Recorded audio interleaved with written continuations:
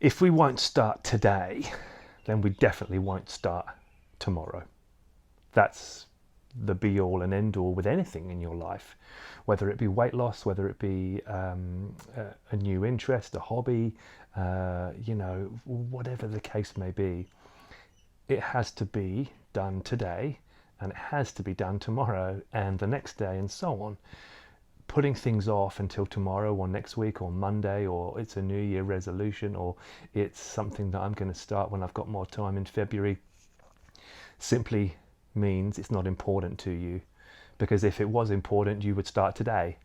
So don't ever put things off. Don't do it later. Don't do it tomorrow or next week or Monday or New Year, because as you well know, tomorrow never ever comes. So what we have to ensure is that we have the routine and the plan and the structure in place so that we can start today and do everything else we need to do, and we can do it tomorrow and do everything else we need to do. So always have that thought in your head: if I won't start today, I definitely won't start tomorrow.